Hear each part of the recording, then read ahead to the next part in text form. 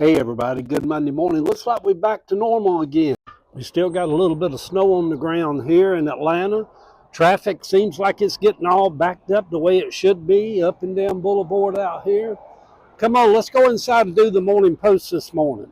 Hey everybody, I'll tag a Instagram and Facebook down at the bottom of this in case some of you want to come over there and join me. TikTok's about to be banned. I'm just devastated. I love TikTok. I love coming on here. I love y'all's post on here on TikTok. But the post this morning is the inauguration. Next Monday, Trump will take his place in the White House. Millions will not tune in. Many others will wear black as a sign of mourning. It will be a sad day for America. Although about a third of the country will rejoice and be as glad as if Jesus Christ himself returned back to earth. I don't plan on watching any TV or news in the days before or after.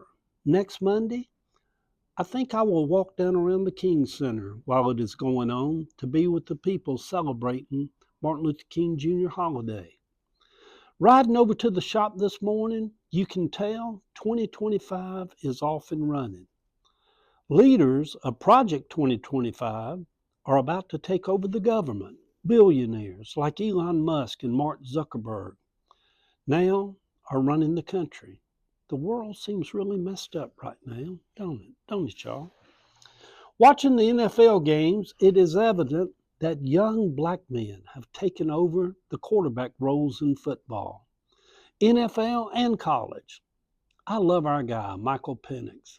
I think he is going to join the rest of them, Atlanta Falcons, at the table of the most elite in football.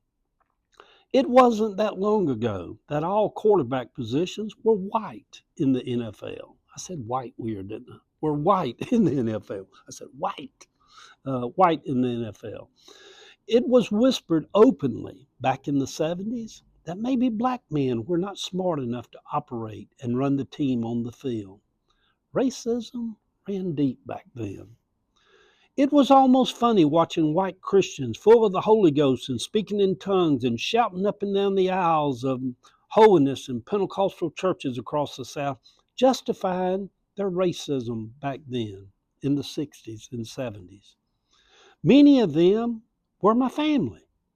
Racism, like religion, sometimes gets twisted in people's heads and they just don't know how to flush it out. It's not so funny nowadays that the same breed of white people justify voting for a man who has cheated on every wife, paid hookers, has joyed in people destroying the Capitol and injuring 140 police officers. And how they can hold a King James Version Bible under one arm and love Trump with their dark Christian heart. I don't know, but in my world, I always thought a man that would brag about grabbing unsuspecting women by their pussies, well, that would just be a bridge too far for me. But maybe I'm just old-fashioned in this modern white Christian nationalist world. There is a part of me that knows the old two-party system is broken. It needs to be done away with. Our government no longer works for the people. Maybe it is too big and bloated. Maybe Trump will bring about the total collapse of our system.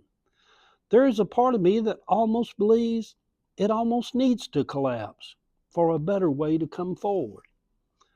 Do you think the reason they want Canada as the 51st state and not Mexico, could it have anything to do with one being white and one not? No. Surely racism has nothing to do with that. You reckon? Good Monday morning, sweet people. We are living in strange times. The inauguration of a convicted criminal, a convicted sex offender, is days away.